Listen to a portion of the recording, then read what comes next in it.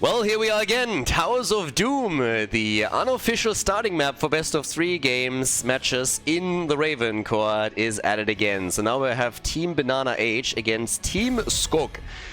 That is, to me personally, a super interesting match for a very particular reason. And that reason is that Team Skogh is currently sitting at a 2-1 record in terms of their wins-losses.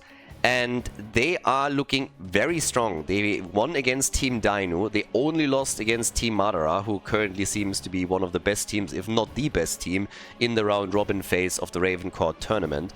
And they also have a great track record against a lot of other strong teams. So I really want to see how far they can go here. I'm not quite sure exactly if it's just because they haven't faced off against any other opponents yet that might be considered in the top 3, or if at the end of the round-robin phase they are really going to establish themselves in the top 3 of the standings. So really interesting what we're getting here. Now, when it comes to rules in the tournament, again, a quick note that the RavenCourt tournament adopted part of the rules that I have for my Meta Madness tournaments that I host. So there's no pre-bans, but you can only play hero once within a series. So this is a little bit of a tip to the hat to the Meta Madness rules and the tournaments that we've been running, that I've been running for a few years now.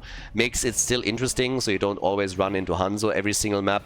For the players, it's interesting. They actually requested that those rules would be added, and for the viewers, it's also quite nice. Besides that normal tournament, we're currently in the round-robin phase where each team will play, the teams will play against each other over the course of all of this. There's no standings they can really show you because, as explained in some of the earlier matches, there's teams that play 2-3 matches a weekend, others that only play 1 and then they play 3 the next. So we're very rarely ending up in a situation where we have the exact same amount of matches for every single team, so the standings are always a little bit iffy. But if you follow the games, you get very quickly a bit of an idea of which teams are really performing well and which teams are favorites. And of course, as we're getting slowly but steadily towards the end of the round robin, the standings are also give you a bit more of a actual idea what's going on there. Suffice it to say, this game is going to determine a lot. If Team BananaH is able to win here, then there is quite a shuffle happening. If Team Skogh is taking this, they are one of the biggest candidates for a top 3 position that we currently have here. So definitely something to keep in mind as we're heading into it. And the red team has done such a great job in all of the games that they played so far. It was very, very impressive. But again, on the other side, you now have Blaze and Diablo picked. So we have a lot of strong players here too. You got Hazo, of course, BananaH himself, Maitra, Yuki. Now, this is a strong team. Towers of Doom as our starting map has been a little bit of a meme here in the round robin because it feels every time that it doesn't get banned in the map selection process, it is the starting map. Don't even know why that happens, but that seems to be the case right now. Skogh with Johanna, and we get Bishops on Sylvanas for the first map. I'm curious. I really want to see what they can do now. We have Dino, RavenCourt, and Skogh. Those are currently the 3 teams that seem to be aiming for top 3. And it's surprising because some of the favorites that we had, or that I had too, when I looked at the teams and saw their first matches, don't really do all that well. Team Cure is the best example. They're really struggling. They have a lot of problems. They haven't won a single map yet. And on paper, they look fantastic, but they just don't get the results right now. And that's true for other teams too. But if the red team takes this one as well, then we are definitely in for quite the battle in the standings just in general. But BananaH's team don't wanna sell them short here, so let's see what we're gonna get from them. Hana's banned, so no Sergeant Hammer on Towers of Doom. We still have also Nadehaga has been banned, so the blue team can't. Sorry, the red team can't take him later. I was thinking about a couple of the side lanes are still available, but we get the light bomb engage with Andren. It's also kind of funny to see BananaH now more and more on the damage role. He's obviously been playing damage for a long, long time, but in tournaments he was usually just in the healer role. Very rarely did we see him as damage. But now here, as he drafted his own team from the player pool, that of course allowed him to make sure that he's not only fighting himself on the support side, but can actually bring in the pain. So yeah, kind of liking that. Interesting, we get a triple frontline from them with Malthael and with Thrall. In regards to draft, I would say that Team Skogh has been standing out by going out of the box a little bit more. There's obviously a few comfort heroes that a lot of the players have. Chen comes to mind. But seeing Thrall in game number 1, not something that I had on my bingo card here, to be honest. So, yeah. Final pick. Hazops, what is he gonna get for the team? It is Chromie. So, boys, girls, we are ready. Game number 1 in the best of 3 series. Towers of Doom is the map. Here at the round-robin phase of the RavenCourt tournament. Game number 1, we're on Towers of Doom, and on the left, BananaH, the captain, playing Genji, Hazops on Chromie, Uki on Diablo, Maitrai is playing Blaze, and Vexu is playing Anduin. On the right side of the map, it is Team Skogh with Hunter Orc on Brightwing, Max Passion is playing Malthael, Gavlo on Thrall, Bishops on Sylvanas, and Skogh on Johanna. Okay. Here we go, and interestingly enough, yeah, they want to set Sylvanas up at the top to try and already take a tower down, as it seems. So the rest of the team is moving into the middle, and apparently the blue team is expecting the more traditional push over here, but they're already sneaking in, and everybody's moving bot side, expecting Sylvanas to end up there. Surprise, though, they are up at the top. And that is gonna be half a tower. So, easy freebie on the front line, top side. Tower reduced to 50% of its HP. We have Chromie with the deep breathing.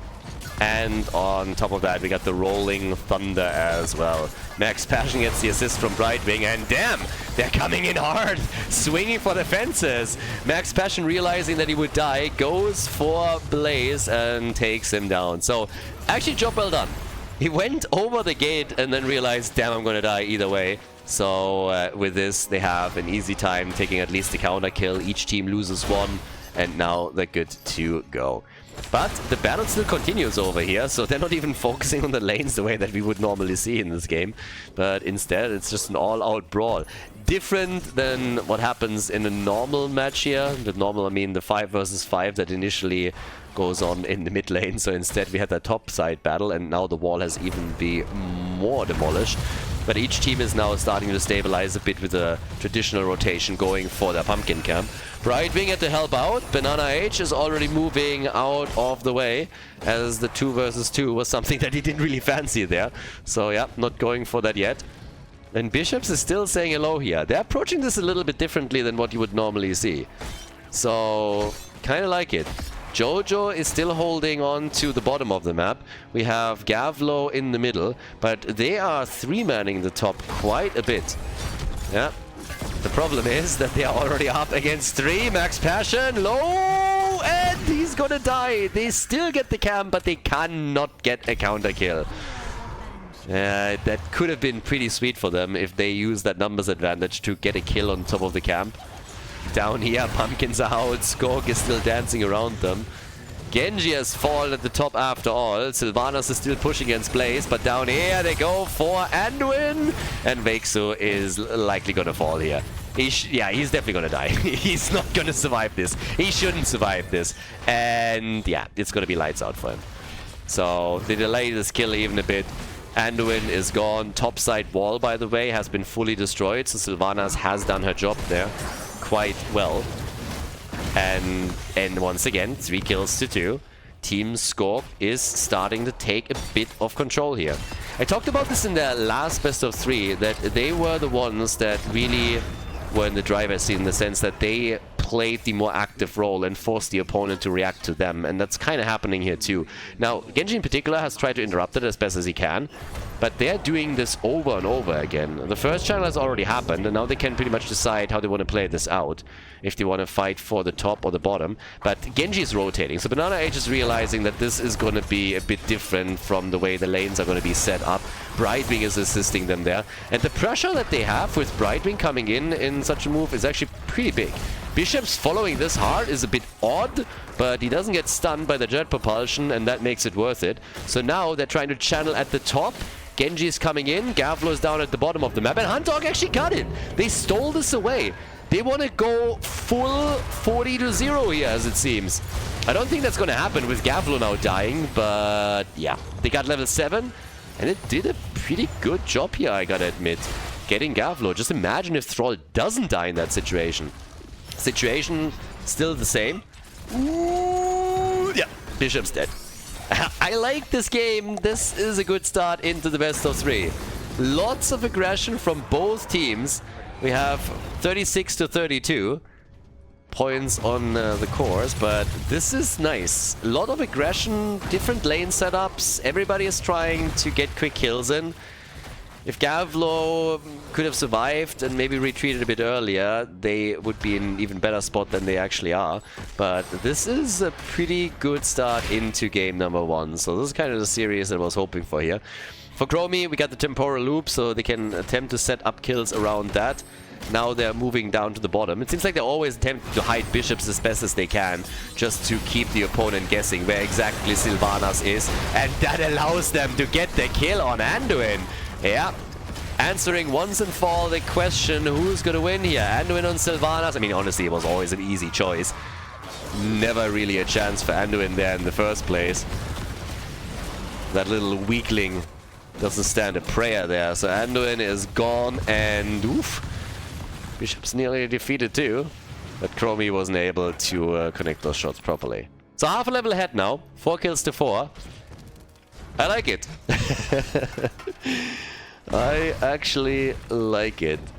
This is kind of fun. So what we have right now is level 10 on the horizon. Next altar popping up too. We got 2 stacks on the Frostwolf pack. Lost, of course, the stacks earlier when he died. But he's going to try and complete this as quickly as he can, and could then look for synergy with Alpha Wolf on 16 if their goal is to apply additional pressure to Diablo. Last Rites is in, so they got their level 10 abilities, and instead of Sundering, we get Earthquake. So they're going to try and play around that. Jojo is going to be fine here, at least for now. So that... Oh, the Blessed Shield, that is unlucky. Missing the Blessed Shield, trying to stop Genji in his tracks, and he just jumped out perfectly timed. Now, we have the Auric abilities on both sides, and that means that the Light Bomb engage is finally a possibility for BananaH and his boys. So they can start to threaten Sylvanas in particular, even more so than previously. Yeah, Channel just trying to force them a little bit to react to this. But Anduin is now doing the same. He gets interrupted too. Dodges out on that. They're already playing around on it.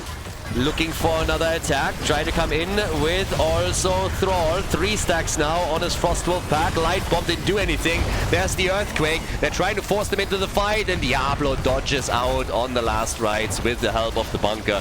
Was a bit premature either way, but they're still getting the kills. They're getting 1, they're getting 2, and they're getting 3.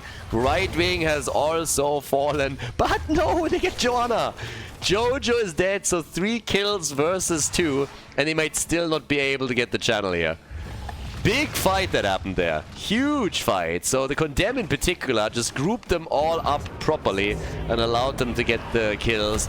But yes, nice fight between the 2 teams, and it ended up at the end of the day favoring the red team, who not only did get the altar but also the additional kill. But nice fight, nice battle for sure.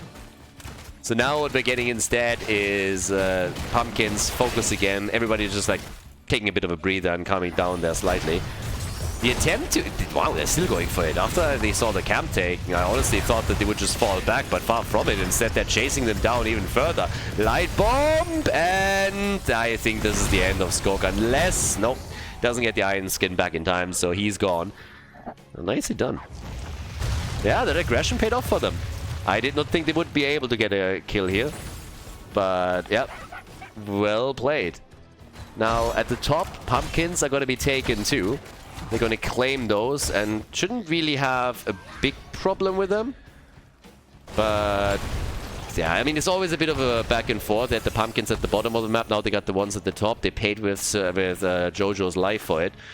Same time now, we have up at the top, Blaze trying to take care of all of this. Some of the walls are being taken down, the rotation is still happening. Unfortunately for them, Maltail gets caught, but the rest of the team is ready to help him out. He has the last rights, and he hits it again very early. I think they're really doing this too early when they're trying to get these kills. They still take Diablo down, but there's no stack for Maltail. So they could hold that back a bit more in these fights. And they get another one. Genji is also down. Damn, Team Skogh is insane. Team Skogh is honestly crazy. These guys are doing such a fantastic job. It is a little bit bananas. It's really impressive, I gotta say. They're always coming in, and I mean, from the first match, I feel like they've been underestimated, but they are going up against Team BananaH now, another team with a lot of top players on it, and they have them on 20 points on the core while they're still rocking 36, and it's pretty impressive to see how well they're doing with all of that. Coordination is there. They got also the Frostwolf pack now completed. They are willing to break the mold a bit in the sense that they're setting up different lanes, that they are rotating a bit differently here too. Maybe they catch some of the teams off guard as well, but also on the draft side, seeing a Thrall in the first game is not something that happens all that often. 9 kills to 7. They have a level lead now. Sylvanas has been pushing a little bit. So of course a dangerous game that they're playing here too, because in this case you can see how Max Passion gets caught and is now likely gonna fall. Even Sylvanas for a second in trouble. So they're trying to buy some time with this, that they get at least value on the other lanes, but in an ideal world you would coordinate it so that those heroes also survive. So there's definitely some room for improvement still. But yeah, it gives the teams some trouble. So Sylvanas is now still going up against the waves, top side, experience for them, get them closer to 16, try and push some of those in to make sure that they're also now getting damage onto the bell tower. I mean, the whole goal here is to take that bell tower down. Maitri doesn't connect the stun. Bishops gets the assist from Brightwing, moved away, and Blaze gets attacked immediately. Has to be careful here and is still not out of the woods yet. The rest of the blue team is still down at the bottom of the map. Alters aren't activating just yet, but it allows them for more experience and earlier level 16, as long, of course, as nobody dies down here. The problem is that Thrall gets completely caught and murdered, and now Jojo falls too. This is the problem here, honestly. They're doing a great job with these rotational plays, and I really like the way that they're trying to set these things up. The problem is that they have to then survive on the other lane. So they get 5 shots fired, and that is, at least on the objective, a win. But losing heroes over and over in situations where they should just retreat and try to stay alive, that's the problem. But again, I like what they're doing. And I like that they're willing to risk something against all of these teams. And so far, just generally speaking, it has been working out. Now they lose a bell tower down at the bottom of the map. And of course, for BananaH's team, this is awesome, because bot lane is still the most important one on this map. Way more important than top lane control. So this has to be taken back quickly by the red team, and they're going to try for it. But they're, oh, there's the Earthquake. So they're actually trying to fight this heavily. Blessed Shield is out too. Damn, they're going in with everything that they have. Blaze isn't here, of course. Max Passion is now moving in. Wants to go for Azu and for Chromie. Last Rites is there and gets dodged. I gotta admit that Max Passion and his Last Rites, I'm not the biggest fan. There's... 2 were too early. This one, it was kind of telegraphed that Chromie would still use her level 13 to move out on it. So I think they could play this slightly differently, but they're still getting the results. It's 3 heroes that have fallen here. Diablo is dying now, so that's the 3rd one to go down. And Max Passion is already back in the middle and starting to do damage. They are putting more pressure onto Hazorps. Doesn't have a stack yet, but he gets the damage out too. Top lane has been recovered. Bottom of the map has been recovered, meaning both of the teams are now relying on 4 bell towers for the next altar phase, which incidentally is also the triple altar phase. And here comes the push down at the bottom of the map as well. Off we go. Easy hit. With that, we now have another bell tower claimed, so it's a 5 versus 3 situation again. Which is a bit annoying for the blue team. I don't think they like that too much. They also are not going to like that they are already down to 15 points. And with Hunter Orc now getting a guaranteed channel down here, this also means that it's going to be 10 points. They're likely going to end up in single digits if Max Passion is getting this one. Which eventually, I believe, he is going to get one way or another. BananaH can annoy him as much as he wants, but there's obviously going to be some assist happening. So, it's kind of funny to me that they're actually not doing that yet. So is he gonna come in again? No, this time he just lets it slide. Still 5 shots fired, and now they're going for the boss. So they see everybody down at the bottom of the map. They're trying to go for the boss that would put them on a single point.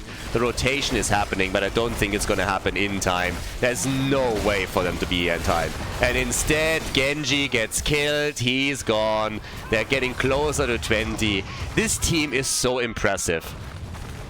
Team Madara and Team Skogh are the two teams that impressed me probably the most in the round robin thus far, simply because I didn't expect them to do this well. I didn't expect them to do such a fantastic job. So right now we have Blaze killed. They're going straight in for the middle. They can take more control. It's a single point on the core against 30. 1 point against 30, and they have level 20. 40 points on, 40,000 damage on Thrall. He's top damage in on his team. 41,000 for Genji. But if this doesn't impress you, then I don't know what will. If you just look at the players on each side, there's a huge difference when we just come to name recognition.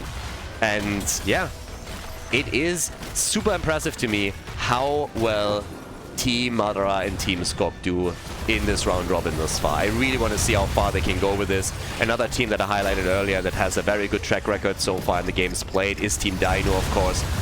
But I would assume that for most out there, Dino's team was one of the favorites from the beginning. So a little bit of a different expectation towards all of the teams that I just mentioned. Now they're going for Diablo again. Last rights out super early. Bit too early there for my liking. The altar is now coming up, and they can't even get there. It's a guaranteed win. They can't get there fast enough. So Brightwing goes for the channel. Blaze is trying to interrupt. It's way too late. And this is game. A 1-0 lead for Team Skogh in this best of 3 series. Nicely done. And yeah, kudos. Well played. Well-deserved victory.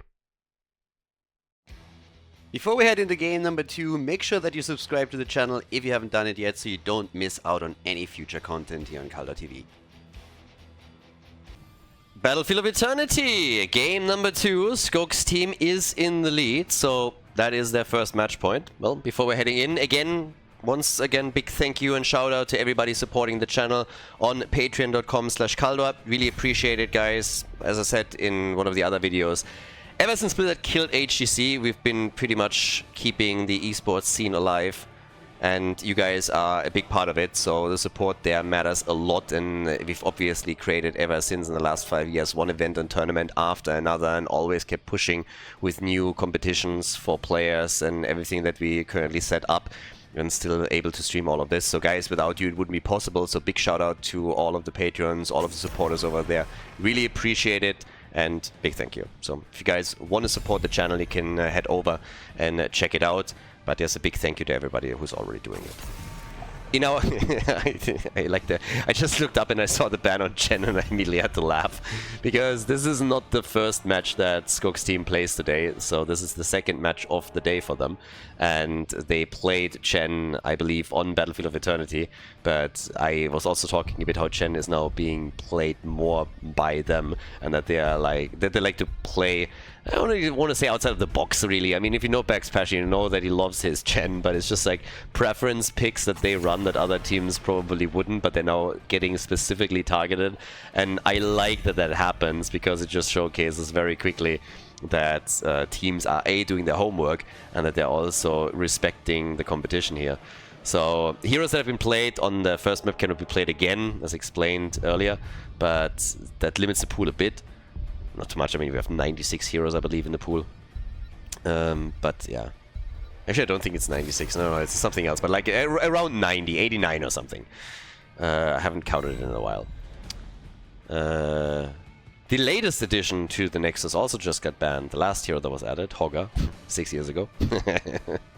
But let's see what the blue team can do. I mean, BananaH's team is not going to be happy with this, obviously. Hazops and Hanzo has been a huge force in previous games that were played by them. So I want to see what he can pull off now. Also ensures that the hero is taken away from bishops, which is in and of itself already a win. But dynamic change a bit on Battlefield of Eternity. Much smaller map, 2 lanes. You want to have your damage on the Immortal with Jimmy, Limbing, Vala, Hanzo. So yeah, there's plenty that you can do to really burn this down, but you have to engage in the team fights a lot more aggressively. And you will see. Yeah, I'm curious. Blue team can't be happy with the result here. So they need to try and bring this back and make this at least the 3-mapper. Win here, force the 3rd. And BananaH goes for Tracer, from Genji to Tracer right away. I like his style, I like the hero pool. But I also have to admit that the red team dealt really well with him on the last map. And it felt as the game progressed and as we headed into the late game that Skogh's team did actually better and better and better and really started to snowball and build on their small advantages. So we'll see what they can now do. Malfurion gets banned. They want to at least shut down any kind of Tracer synergy, or like the most obvious Tracer synergies that exist out there, which could of course include Malfurion and maybe even Tyrael. Maybe not necessarily here, but time will tell. Are they banning a support now too? I mean, you got Skogh on Nuburak, so one of the traditional follow-ups would be either Malfurion or Stukov. So you could technically think about banning Stukov out, but instead they're getting rid of Sergeant Hammer, which I find kind of funny, because normally you would expect the blue team to take Sergeant Hammer since Hazops is on their side, but of course we have seen also players on the red team play Hammer in the past. Gavlo is just one example. It's always amusing to me how teams are, which team is scared of Sergeant Hammer in which composition and against whom. Particularly when you're going up against Nick back in the day, Hazu and Ultra on the same team, then it's just like, yeah, Hammer's an auto ban. But there comes Whitemane again. So Hunter is going for Whitemane, and we have Bishops on his Cassia, also not a bad choice for them. With the final two picks coming together for BananaH and his boys. This is one that they should really try and win. Victory would go a long way to at least force the third map. This series is kind of important, particularly for Skogh's team, as I already explained earlier. But there comes the old man, so we got Kayn and we get Muradin. So Muradin, pretty traditional pick for Battlefield of Eternity 2. So you have stuns from him, from Hanzo, from the Haka. And you have also the Kayn for potential follow-ups. So, yeah. The potions for Tracer also not too bad. Can quickly zip to them. But that leaves us with the side laner. He was targeted. Chen and Yrel both banned. He goes for Rexa. So we get Misha and Rexa in game number 2. Battlefield of Eternity. Let's go, everybody. This is going to be the potential last game of the series, depending on who takes it. Match point number 1 for Team Skogh. Game number 2, match point number 1. My try for BananaH's team is playing the Haka, Uki on Muradin, Vexu on Deckard Kayn. We got BananaH himself, the captain, on Tracer, and Hazops is playing Hanzo. On the right side of the map, Team Skogh playing with the man himself on Nuburak. Hunter is using Whitemane for the second map. We have Gavlo on Liming, Max Passion, he's been denied his Yrel and also Chen, so we find him on Rexa. And Bishops is playing Cassia. And they're already moving into a different setup. So they're going to split towards the top, but this time, as you can tell, BananaH and his boys are a bit more ready for those shenanigans. So they've been splitting 2-3 and have now enough heroes topside to deal with this very quickly without taking any damage on the top wall. So good for them. Tracer rounds are in on level 1. Misha went for the flare, or Rexa did. And we also have, in addition to that, now the Thunderstroke for Bishop. So he is going for stacks throughout all of this, trying to focus a bit more on his Lightning Fury with the Legion of Beetles for Nuburak. I mean, still getting some damage in. The tanks are currently just marking each other. And yeah, down at the bottom of the map, what we're getting there is Misha against... yeah, Misha and Rexa against Yaga. So essentially what you're looking at right now is just a bit of a flip in how the lanes usually work. Normally the top lane is the solo lane, and at the bottom we're seeing the 4 versus 4. They switched it up completely, but it's essentially the same play here. Now, they are about to get the first camp, or are they? Because the invade is now happening. They're diving for BananaH and Tracer, but Muradin will have to hightail it out of there, especially since Rexa was already starting to make moves to rotate towards the top, is now coming back down. There was always the threat, of course, of my try with the Haka globaling in towards the top and then doing his thing there, turning this into a quick 5 versus 4. Ooh, Uki is low, but gets out, and Tracer's also a bit low, so yes, they have to be careful. Currently it is definitely the red team again that is pressuring, opening the side walls both up, taking the tower down, And, well, they are about to lose bishops here, as it seems. Or can they save him? Tracer has to dive out, and they save the day for Cassia. It's... yeah. I sound like a broken record here. I was about to say again that they really impress me, and they really do. Every time I see them in these fights, you know, coming up against Hazorps here, and all the plays that they're making, I feel they're getting out quite nicely. Even if the blue team turns the series around and wins it with the 2-1, I would be impressed by them. But I kind of feel that I'm like a broken record at this point, so I'm going to try and taper it down a little bit. But they opened the map up pretty well once again. So this entire wall is more or less destroyed. So they've already taken it down. That plays into their hands as their own shaman camp is moving through the top. So that's already quite nice for them. Down at the bottom of the map, not really a whole lot has happened. But there's now a chance that if they take another tower down, that if they can buy time around the Immortal, that the camp is doing even more. So there's that. Bishops is at 9 stacks. Nothing too crazy. We got the Charge Blast as a level 4 choice for Li Ming, and the Underking on the side of Nubarak. Murden went with Sledgehammer, and now the Immortal is up, and currently they are a little bit late. So Team Skogh is losing the halftime show with, yeah, I mean, again, it's not even close. Tower is down, gate is down, so this is still a thing. Down at the bottom of the map, they're now starting to take down the Shamans too, so not really a problem here either. But if they want to have a chance of winning Immortal number 1, then they really got to go full defense now. Which would also help Bishops, of course, to get some added stacks together, because right now, he hasn't really gotten a whole lot out of the last fight, so getting some additional hits in would be pretty important, and also reducing the shield at least to an extent. Yeah, Bishops still with a few more, sitting at 14 right now. It's nothing crazy when it comes to stacking, and that shield is pretty big, so on the objective, they didn't do too well here. So that is not looking that great. Half a level, they will at least lose that wall. Maybe even more. But what I'm more surprised by is they didn't use the opportunity to get into a defensive position earlier so that Bishops could help them to just stack. Get the damage out later, prepare for the late game a bit more. Obviously, level 10 is also going to be fairly interesting to see what kind of heroic abilities we're going to get here. From the looks of it, I would still assume that we're going to get the ball instead of just going for Valkyrie, but yeah, time will tell. Still has a few targets if he wants to go for it, but I mean, Tracer's not going to be impressed by that in any way, shape or form. So both gates are about to go down. The Haka has stayed at the bottom of the map, so it was always from the get-go a 5 versus 4. And hello? Yeah, Muradin. Jump, little dwarf. Jump and jump fast. We're 5 minutes in nearly, and we haven't seen a kill yet. So Tracer trying to go for Rexa here. Max Passion not impressed. Instead, Tracer is the one that all of a sudden gets stunned and gets killed. Yes, they get first blood here. So BananaH gets punished. They come in, take him down. Tracer is eliminated, and they're hoping to get another hit. But they cannot connect the stun with neither Muradin nor Deckard. So both of them survive. The Haka also moving back down and is able to get behind the gate. But that gate is, of course, or at least the tower, should easily be destroyed now. So first blood for Team Skogh. 23 stacks for Cassia. Level 7 versus 7, no real advantages here in experience. It's more so about the structures than anything else. And up to now, they were fairly even there.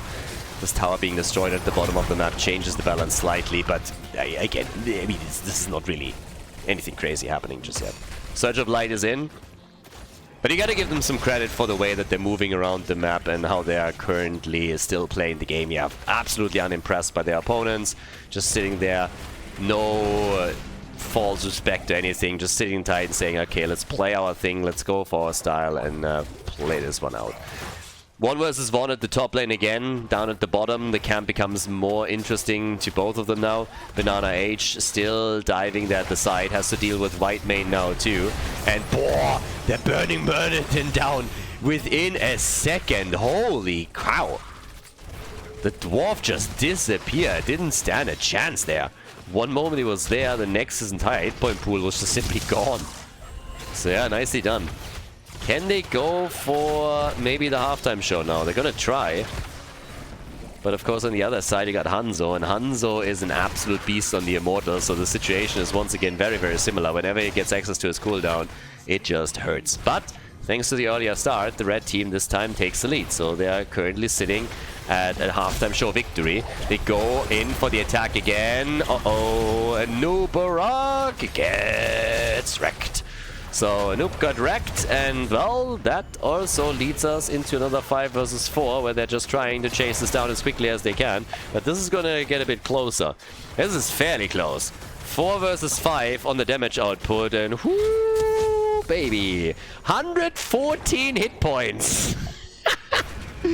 That's all that was left here, and the blue team wins another Immortal. Yeah, not bad. That was nuts. That was actually pretty crazy. 114 hit points was all that was there between the two teams. And thankfully for Team BananaH, they have another objective that they can use to break through some structures. But that one was too close for comfort. Now ults are out, and as expected, we get the Ball of Lightning. 31 stacks for Cassia. A little bit behind what you're normally trying to go for here, but this is also a map where you don't get those consistent lane battles the same way that you do on others necessarily.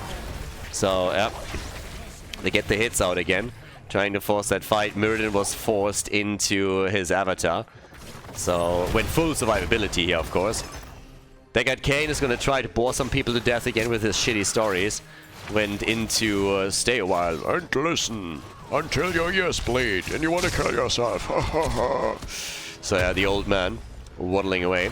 But yep, we got Tracer starting to move in. And well, it seems yeah. I like that they're making these calls there where they're like, okay, let's just dive in on this one. And honestly, if Tracer would have stayed there a bit longer, this might actually have worked. But of course, their goal is the camp at the top, so they're coming in and starting to take that one out.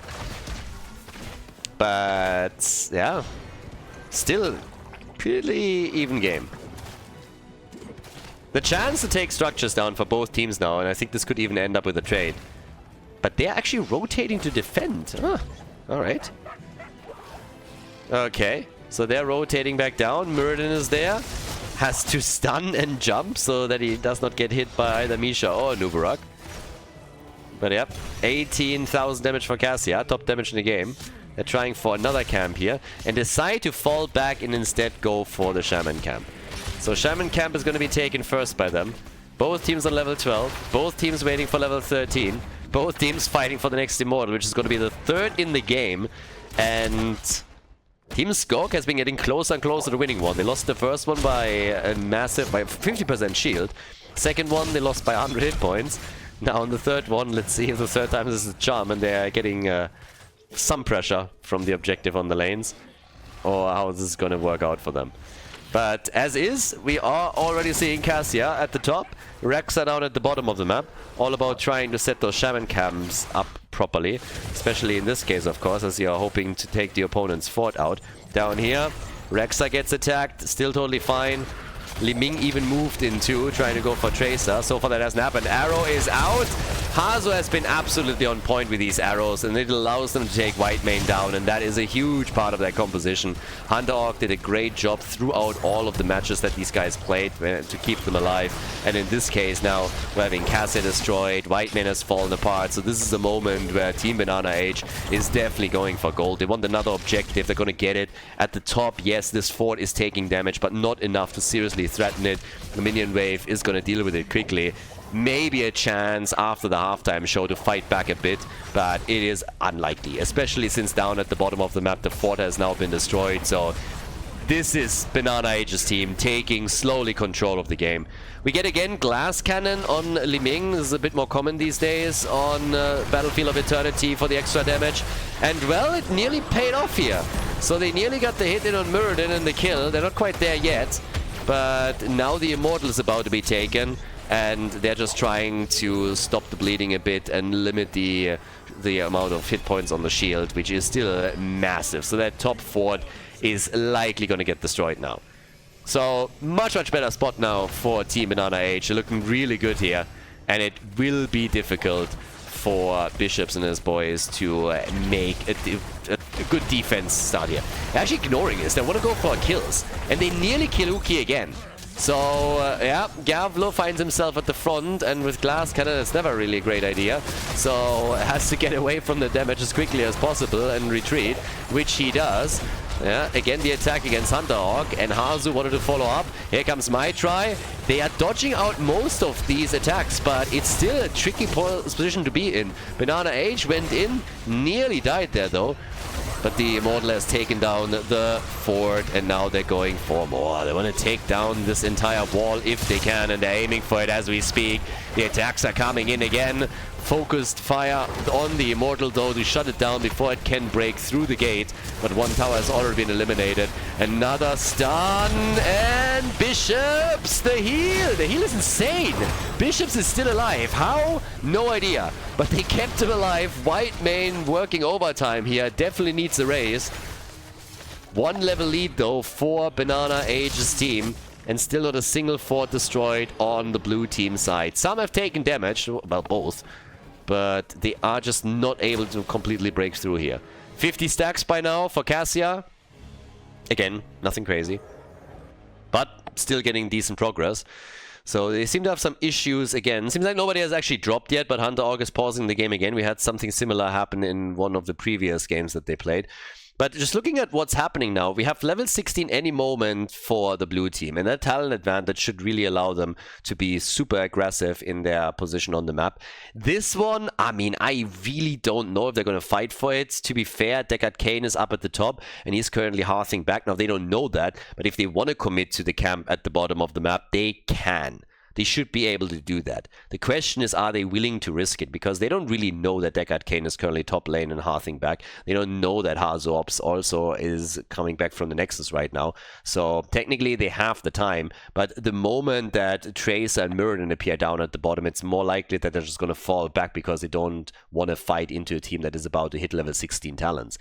Now, with that being said, one problem that is also going to occur here now is that Team Skogh has to catch all of the experience for the next Immortal phase. You don't want to fight against an opponent that has a talent lead over you, so they need to play more passive now and yeah, try to just get experience until they hit 16, which would allow Hazops, BananaH, and the Team Blue to just take full control of the map. So it's a bit of a tricky spot to be in. Hazu himself, 30,000 damage at this point in time. We have Cassia with 33,000, so she's still top damage in the game. Tracer, she's sitting at 28,000, which is also solid. Liming, on the other hand, only at 25. Now, with Glass Cannon now, if they can keep her in the back and protect her properly, then there's still maybe some opportunities to get some serious damage in and blow somebody up quickly. I mean, in an ideal world, you want to get good access to either Tracer or Hanzo and just get a full combo unleashed and then blow them out of the water. If you can do that, I mean, great. Seems like down here they might even get that camp. Yep. Muradin and Tracer fall back. So, good for them. So they get the camp, and they should be able to bridge this experience gap until the next objective is actually up on the map. Should be possible for them. And you can already see them retreating. There's a Stormbolt. Oh, the arrow is also out, but it didn't hit the same target, which was the goal. The Haka is now coming in, and Bishops dies. They still get the kill, and yeah, these are the things that you're trying to avoid. Hanzo's arrow are on point. Hanzo's doing a great job with it, but the idea was obviously to get both the stun through the Stormbolt and the arrow on the same target. And the Immortal already getting announced. I actually thought it was a bit farther away. So not only is the camp gonna get taken away, but the bigger question is right now, what is gonna happen? What is going to happen there? Are they gonna fight against an opponent that has like 16? Or how are they gonna deal with this? Because this is now gonna hurt. This is a really bad spot for Team Skogh. They're not going to like this at all. They're going to lose the halftime show here, and I don't think they're in the position where they can get enough experience to fight with 16 afterwards. So I like that they're trying to push the bot lane out a bit, but they also need to make sure that nobody dies before they can potentially fight. Tracer is zipping in. Ah, that's the kill they needed. No, BananaH gets caught. Muradin gets interrupted as he's trying to jump, and he's low. Halftime show, yes, they were able to win it, but now level 16 is available on both sides. Great arrow again from Hanzo, trying to stop them here. But my try is low and they're just pushing everybody back. That kill on Tracer was big. That was absolutely big. Now, can they completely capitalize on it? And I guess the answer is no, because they just lost Murden. And you know who killed him? Again, Hanzo. Hazu doing it again. The old man fighting, yelling at clouds. So 6 kills to 3 and a 4 versus 4. Now that Tracer is back, it's a 5 versus 4. Stormbolt dodged by his 16. Yep, gets the feint death in. But obviously with the Nubarak dying, they cannot capitalize on the kill on Tracer. They are losing again on the Immortal, and it's a shitty spot to be in. It's a disastrous position for Team Skogh. Let's be honest about this. Level behind, and you have still not taken a single fort down. You lost both of yours. You're losing another Immortal. The shields on these guys are getting bigger and bigger lately, and even the camp here is going to get claimed. They get kills, but they cannot capitalize on them. That kill against Tracer was just so impactful and so important, but they couldn't do anything with it. They lose the Nubarak shortly after, and that forces them back right away. So, yeah, they're getting snowballed here. There's a lot of momentum, and every now and then it seems like they can break through it. But now they're paying the price again. Arrow, this time a little bit too Captain Obvious. So, yeah, they're dodging out on all of that. But this Immortal will still do damage. And a good chunk of it. That keep and the top lane is definitely under pressure. And that's not the only problem. I mean, look at the experience gap. Level 20 is so close.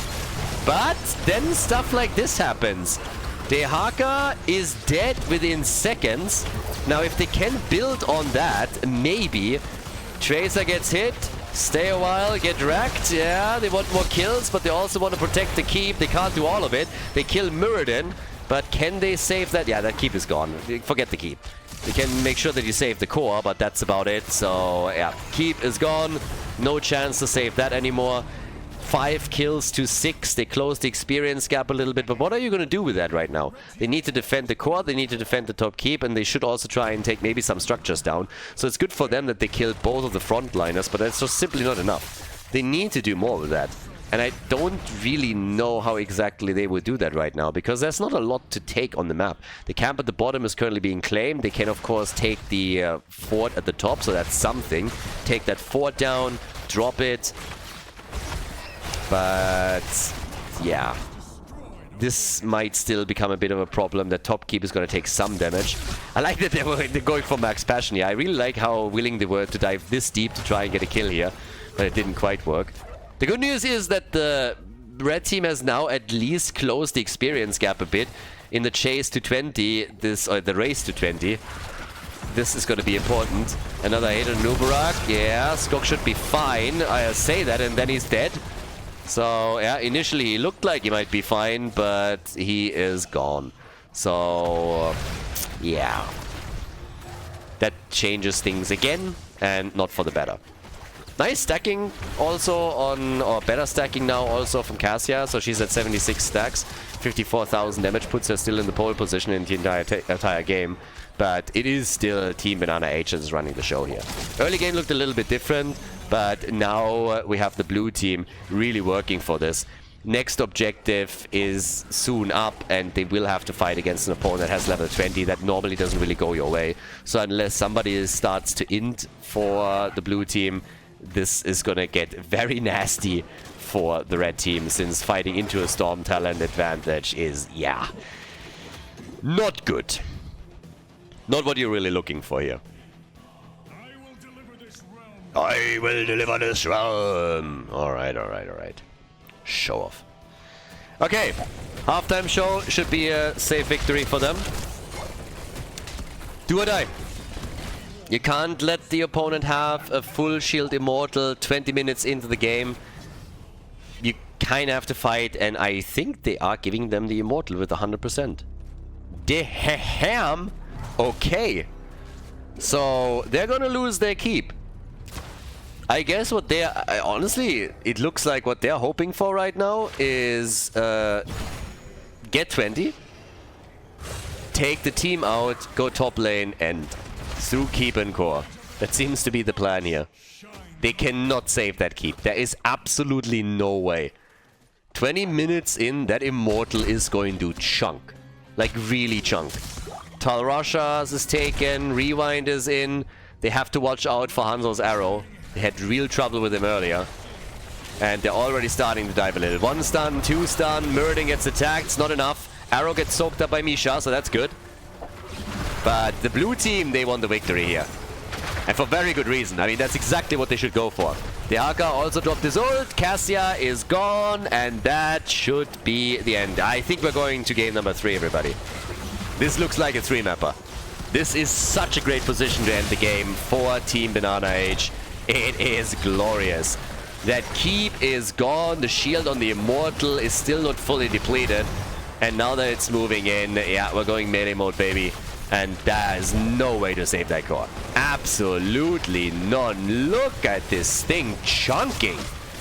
10% with each hit, and more than that. Now Muradin dies, but it doesn't matter because Li Ming is gone too. And the Immortal is going to finish this single-handedly. Nicely done. We are going the distance, baby. We're going to map number 3 in this series. Good shit. Deserved victory for Team BananaH, and we're going to the final map of the series.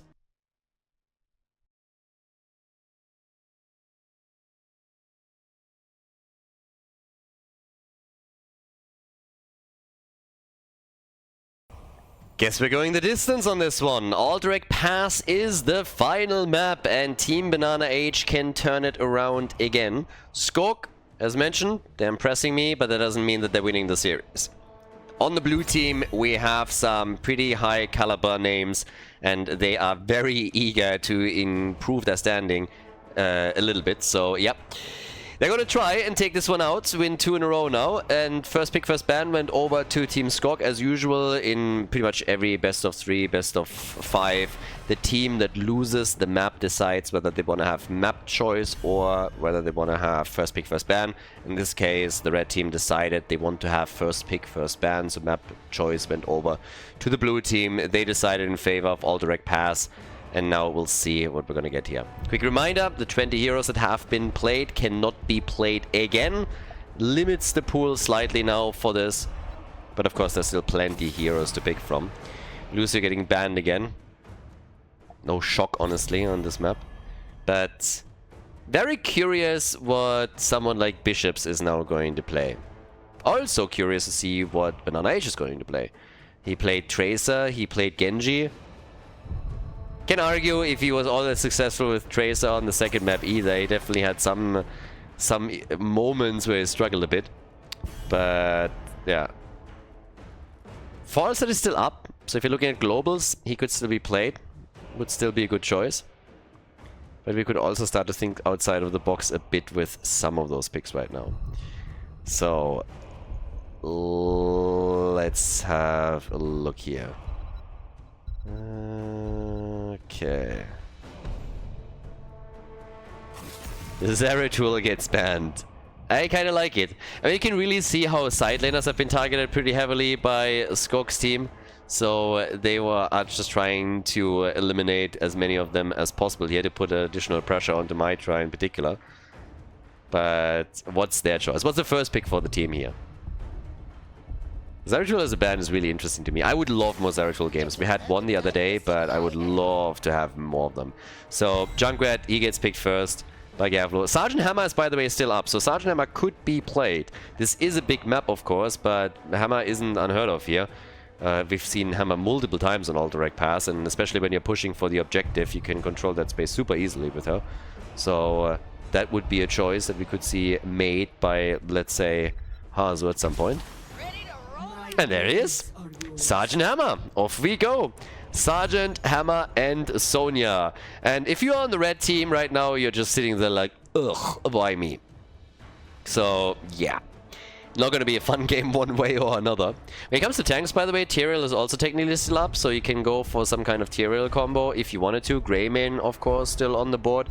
So there's still a couple of really nice choices if you're trying to go full engage. And there is Falstad as a global, and we have Max Passion on Chen. Chen was banned on the last map, so yes, they are going for their side laners. And we are going straight for the party here. Skogh, what is he gonna pick? Garrosh is up. Stitches is up if you want to go for some kind of Stitches comp. Stitches, Gorge, Gus to isolate the target. Even the Keg to push the other team away.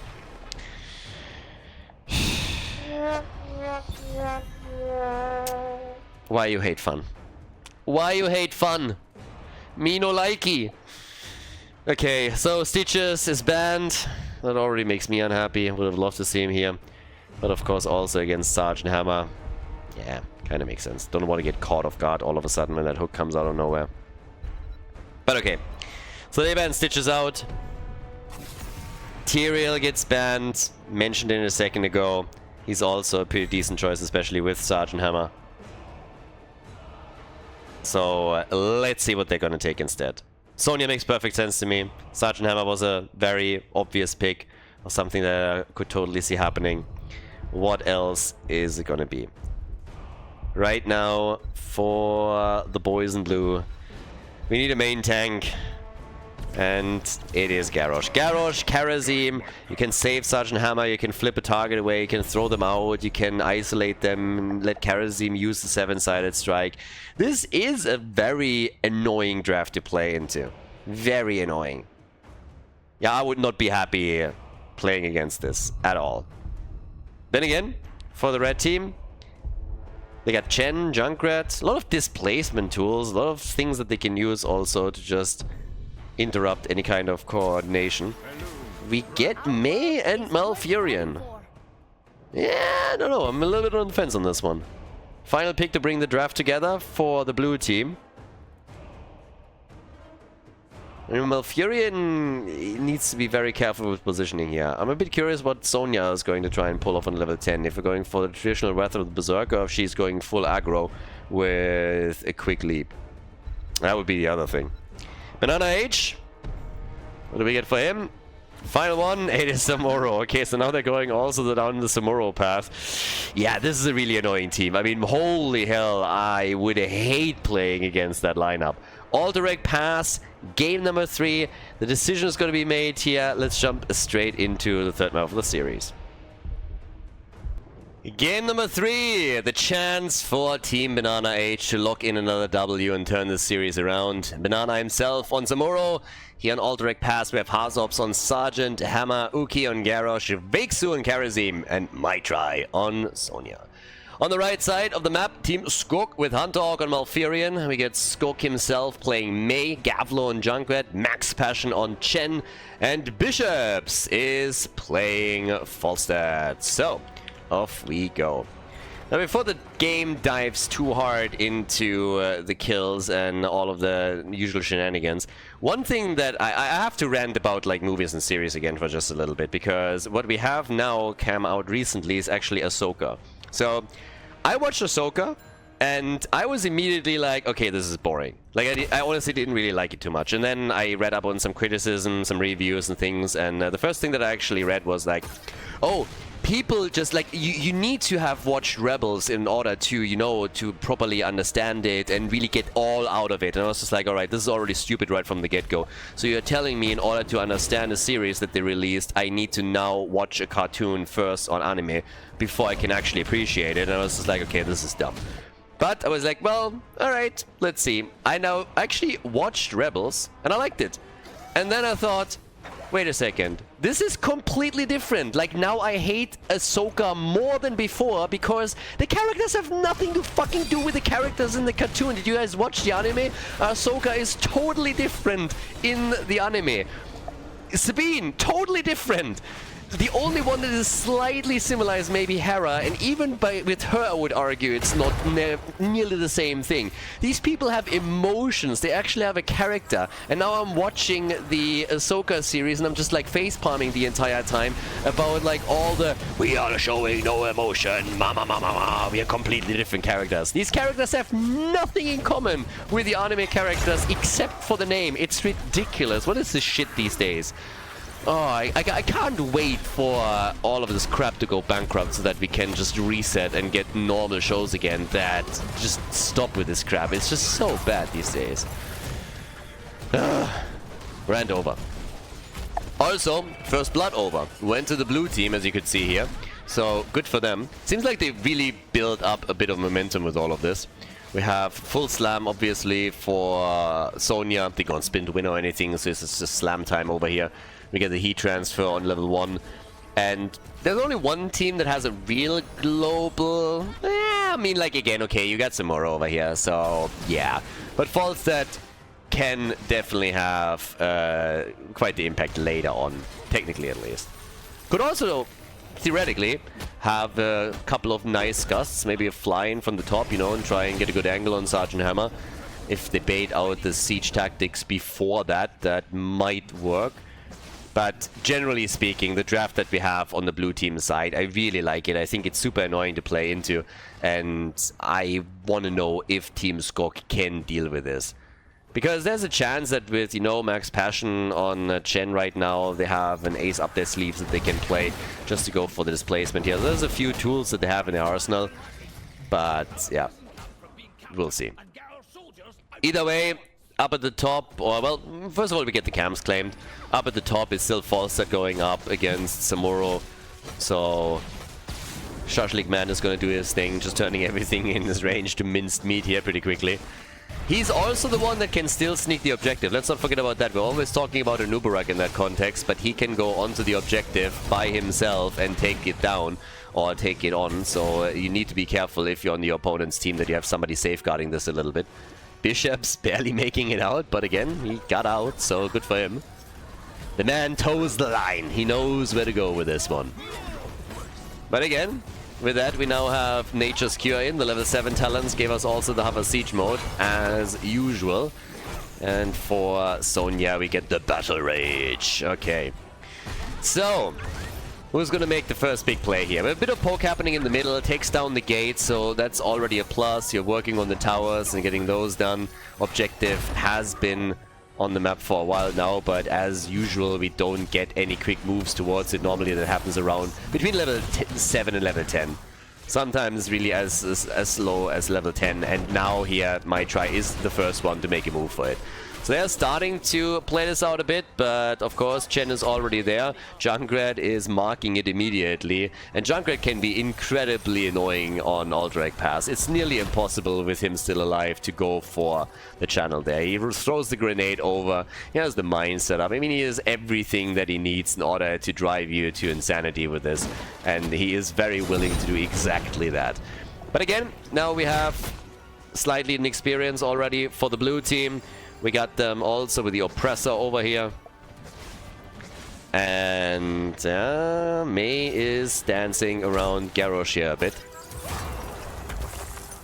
Overwatch characters doing what they do best. They're being annoying. And, well, it seems like in this case he may have needed a few more hit points. So, 2 kills to 0, and down to the bottom of the map, still the 1 versus 1, but now with Mei being destroyed, they're going for approach number 2 on this. And have I talked about Junkrat being insanely annoying? Have I? They got Malfurion too, so it's not only Junkrat that starts to piss them off, but Malfurion on top of it, so yep, there it is. Hazu with level 10, and that gives us again the Blade Storm, which we've already seen in previous series. Chen at the bot lane gets killed, taken down by Sonya and friends. So this is not looking good for Team Skogh whatsoever. 3 kills to 0 on early level 10, 1 level lead, and continuous pressure on the lanes with now structures, walls and towers getting destroyed. This is exactly what's awesome for the blue team, but if you're playing for Team Skogh or a fan of them, then you're not enjoying this one bit. Level 10 in their hands at least allow them to fight back now, so that's one thing. It could also come to maybe a... Ice Wall. Maybe they can follow up on this now. Siege tactics? No. Is Sergeant Hammer actually going to fall here? Yeah, Paz is going to die. Nearly saved by Garrosh. That would have been crazy, but that's 2 kills, and can they get 3? That would be insane if they could, but they're going for my try now, trying to keck it back up here. My try tries to escape from Fat Illidan, but Chen, yeah, it's not going to go that deep. But all of a sudden they're bringing it back. So this was actually really helpful for them. They moved in and started to take them on, and now they have the lead on the objective. It's a bit unlikely that they're going to get the entire thing unless they're getting a kill here. BananaH is actually really dropping low. Lower than he probably is comfortable with. 7-sided strike. Chen is just walking away from it, absolutely unimpressed. And they're getting closer and closer to locking the first objective in. Just a minute ago I said that it's not looking good for Team Skogh, that the game is shifting against them. But all of a sudden they are the ones to flip the game around and maybe putting themselves in the driver's seat here. Essentially they are even with the opponent now. And to top this off, they have a significant lead on the objective itself. So structures have now been taken out. They closed the experience gap nearly completely. And this is looking fairly decent. So yeah, I like it. Are they completely turning it around? That's something that we still have to wait and see, but at least they're not just rolling over and taking a beating. That's a big plus in my book already. The ice wall was crucial for that. The ice wall set the play up initially. False set is still up at the top. Yeah, down at the bottom of the map, still our 1v1 here. And with Malfurion and with Junkrat, they still got 2 heroes that can easily interrupt anything. We're at level 12 now, and we have still not seen the first objective. Down to the bottom of the map. Not making... trying to flank in, but not really getting anything properly done there just yet. Now, the Panda is once more in trouble. There's the leap. And the Panda kicks out. Alright, so ult's being used. 2 against 1. That's a cooldown battle that was already won by the red team. And maybe they can trigger an attack now on the objective again. But Falstad has pushed out the top lane. They both got level 13. We get Shikuchi, which is still a funny talent name to me. I don't even know why. Shikuchi. But yeah, with that, another flip. Ice wall. Oh, the Riptire. Oh, they nearly got Sonya, but they do get Garrosh. He couldn't escape. Now they're trying to go for Sergeant Hammer. The Root and Hazu is dead. Boy, oh boy, do they change the game again. 3 heroes have now been killed by the red team, and it will give them the objective. That is pretty impressive, I'm not gonna lie. The early game didn't look good for them, and now they are just looking spicy. They go for Sergeant Hammer, take him down, and then they even get Karazim just behind this. Now they are the ones running the 1-level lead over the blue team, and yeah, it's just crazy. What a game again by them. They were behind by a level, and now they are the ones leading by an entire level, and this is not even accounting for the Raiders that are now going to enter here. So, yeah, this is going to get very, very difficult for the blue team soon, unless they're getting some kills here. Because they are likely to lose at least some of their structures now. Then again, in the late game in particular, BananaH with Samuro could become a huge thorn in their side. They're all collapsing onto the top lane now. They definitely want this one, and my try alone is not going to be able to defend this. So some players of BananaH's team are now moving towards the top to try and help out here. But this has already done a lot of damage. Might even not take the fort out yet, but Falstad is going to get that eventually if he just moves in a little bit. They're still doing work in the middle here, trying to get a bit more done, can rotate down too. Falstad still at the top and has already expected this has happened, so this is nearly gone. But as soon as the bird gets close, he's just going to throw 1 boomerang in, and that's going to be the end of that. That fort will fall, it's just a matter of time. Another camp also now taken down here. Bottom of the map. What do we get in the meantime? Yeah, we got BananaH lurking around the boss. Falstad looking, throwing, and gets it. No leap for Sonya here. But they're going for their own boss. That's pretty much going to be a trade in bosses, or so I thought, until I looked down at the bottom of the map and saw that they decided to not go for the boss yet. So they might still do that now. Kind of have to. They sniffed the top move out already. 16 is in. That gives us the Moonlit Harmony again, and we also have the Afterburners now. But yep, Junkrat, Falstad actually flying into the middle. So it seems to me like they're trying to take this fort while the boss at the bottom of the map is being taken. No moves made by Chen to delay this, maybe even with a keg. Big push at the top is obviously coming, and over here they have a chance to do more damage to the fort. The question is just how much. Chen is anchoring the plane, is giving them vision on what's happening. 16 on both sides now. He got some extra damage in and dropped it down to 20% of its hit points. But both teams now have to deal with the boss. There's just one big difference between it. One team still has a fort on the lane. The other team only has to keep standing. So, yeah, you gotta focus on that. Gotta do something here. And they're sending everybody up. But that could create some space for Team Skogh to either go for the objective or push at the bottom of the map a little bit. So, yeah, top side. Wall is nearly completely destroyed. And now we're seeing them go for the camp again. Same is going to happen over here in just a second. This is also going to come back out. Bishops is still dealing with this as the Global. He has an easier time pushing this one out and getting the side lane value for them. So we'll likely even get another minion wave. And BananaH is already cheesing this. This is exactly the play that I talked before. I'm actually surprised that he didn't at least go for it. I think he still had the time to make that move, but instead he retreated. Didn't want to risk to die here.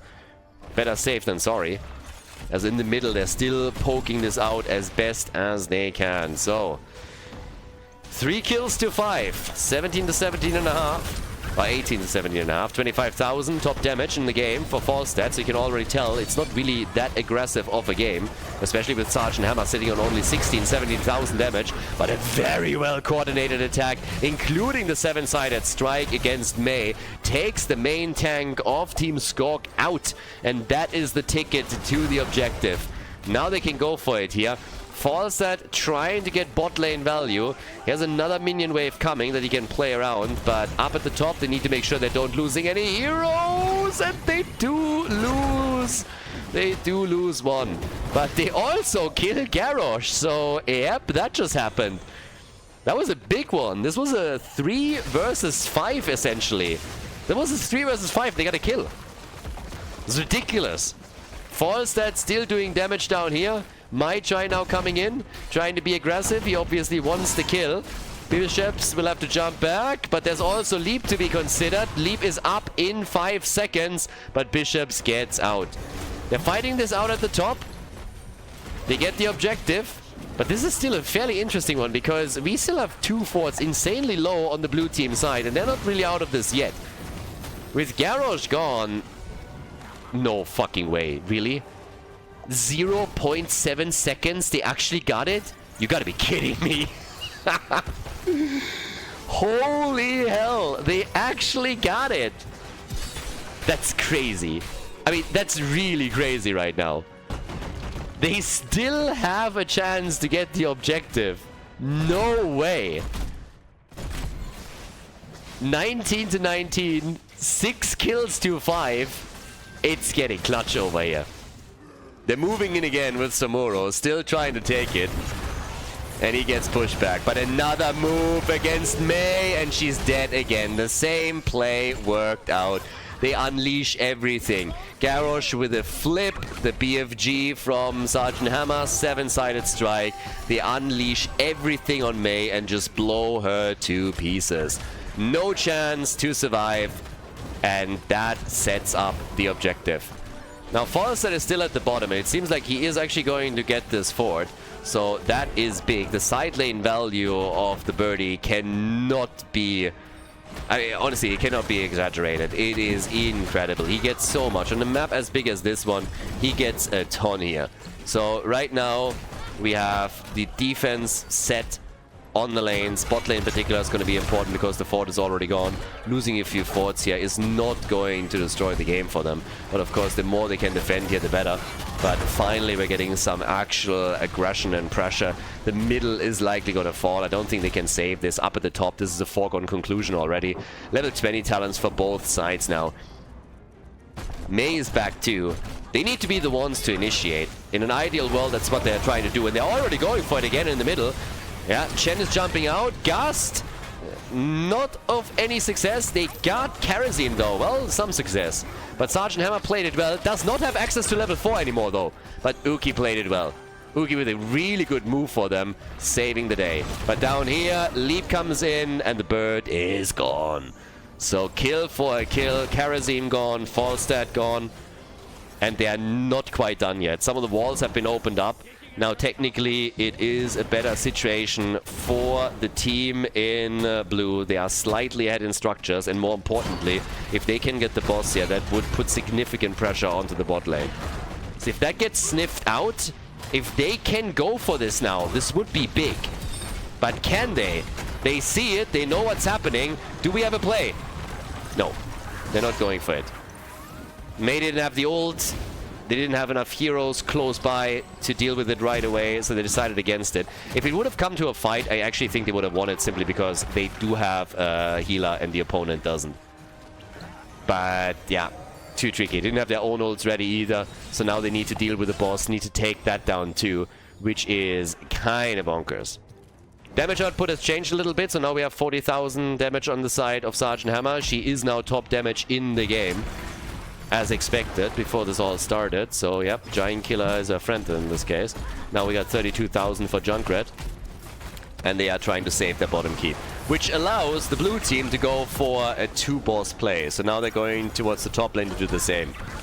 Bishops is really trying to force Samuro now, and they did it. They forced BananaH in a very awkward spot, but can they kill him? The chase is real. They were trying to chase him down, but they just couldn't. Kind of reminded me a bit of when Cure played Zeratul the other day, and they just cut off every path of retreat that he had available to them and checkmated him. They tried to do the same thing now with Samuro, and it just didn't work. Samuro just annoying as ever, and more control on the map is being established by Team BananaH. So 7 kills to 7, 18.5 minutes in. Camp is again up and they're going for it. The blue team is just hitting one spot after another. They're going for the bottom boss, they're going for the top boss. They're going with Samuro for the keep, they take it down. First armor shield is removed, and as everybody has to defend, they're going for the next objective. It's just hit after hit after hit, and Team Skogh does never have a chance to actually breathe and relax here, even for a second. Now they have to force into this position with Falstad also about to fly. Top keep cannot fall. They can't lose another armor shield here. They are going for the kill, but they cannot get it just yet. The wall is out. Hazu! No freaking way! 50 hit points for Hazuops. 50 hit points for Sergeant Hammer. They need to stop the objective here. Chen is going for the Panda Express and just barrels them out. But the objective is about, again, 0.9 seconds this time. But the problem is that Samuro's going to go to the top lane and is going to take the keep down. He's going to get this one eventually. So what are you going to do? You have to force this. You have to really go for gold now and try and take a keep on yourself. They get Garrosh. That is big. Killing Garrosh here, getting a staggered death against the blue team is huge. One of the best things that could have happened to them, but they need to do more than this. The objective, yes, that is a first step. That's a big step. It's something that they need to try and pull off here, but ideally they would do a bit more than that. But the top keep, it is not gonna be saved. Samuro is just that annoying. He's gonna get it, and they know it too. Samuro is already saying hello here. I don't think that Bishops is in a position where he can actually get him here. He's doing his best, but still. The objective will be won. The question is simply what can you do with it? Because by the time that those raiders are doing work, you're already looking at a 5-man on the blue team side back on the map. Experience not really needed anymore. The core with 2 armor shields has an easy time defending against this, but they have to make a choice here at some point of what they actually want to do with this. So they're trying to go for this already. Camp taken, nice, so they got that. Alright, he's still alive, and they might have just inted. They lost Karazim, they might have just inted. They fought over the camp, they thought they could get the kill. It's a 5 versus 4 with Raiders coming 21 minutes in. Team Hazu might have just thrown the game. Team BananaH, I mean, they might have just thrown the game here. Losing their support in that situation is disastrous. Can they kill Falstad? No, they cannot. This is so bad for them. This is horrible for them. They're in such an awkward position right now. They're going for the keep in the middle. It's going to fall 100%, but where are you going to go from there? Going for the core is not going to be possible in this position. They need another armor shield removed. They go for the top. They go for the top, and the Raider is making his way in. 19 seconds for Karazim. 19 seconds. They're going to let it fall. They're gonna let it fall. They have to. They cannot risk losing another hero here right now. But this means 2 of the keeps are gonna be gone. Here comes the top keg play. They go for the Panda Express, and they go for Garrosh push and they take him down. No way. Team Skogh has an opportunity here. A 5 versus 4 on the map. Raiders at the bottom, still trying to go for the third keep. They want to isolate more targets and take him down. This is insane. The core is losing hit points quickly. The leap! The BFG, they need a kill and they don't get it. They don't get the kill. Hunter comes through with his ult, but he dies. So Malfurion is at least dead. Malfurion is dead after using the Twilight Dream, but my try, he falls as well. Core is regenerating. What can they do here? Boss is up at the bottom of the map. They have a boss at the bottom of the map, and this keep is also dropping lower and lower as we speak. It's a 4 versus 3 right now. They want the keep, I think. I think they want the keep and then maybe go for boss here. Samuro following Junkrat, starting to chase him. They try and take that keep down, but it's not down yet. Down here, Junkrat against Samuro, falls dead. He's saying hello. They want the kill. Banana. Banana is about to die. They want him and they get him. Banana is gone. This is insane. It's bonkers. Kill after kill after kill. Chase after chase. They could go boss. They should go boss. They need to go boss. Take that boss and go for core. It will destroy the keep for sure. Malfurion is back on the way right now. It all started with Kerosene falling and now it is just another disaster. The blue team, they know what's happening. Gust is back up. They got the Gust. There's no way they're losing this boss. There's absolutely no way. Sonya has leap, but she's not here. She's at the top. They're going for the boss and they're getting it. This is the moment. This is the opportunity. They can go for gold, win this series, move down to the bottom. Max Passion, gotta be careful. They have to be careful of leap, but Samuro is still gone. They find Garrosh. No freaking way. This is it. This has to be it. The leap misses. The Gust pushes Kerosene back out. Might try all of a sudden in trouble. Spin to win, trying his best to turn it here. They want the kill. They got Sergeant Hammer. There's the wall. Ice Wall is in. Wakesoo is trying to save the day for the teammates, but Kerosene himself with the 7-sided strike might not make it. Kerosene is gone. The bottom keep is gone. 16 kills to 8. Team Skogh, they're pulling it off. It's insane. This team is just killing it in the round robin phase. Might try that, and what a game. What a series. This is bananas. Team Skogh with the victory. A 2-1 victory in the best of 3 series, and holy cow, what a series between these two teams. GG.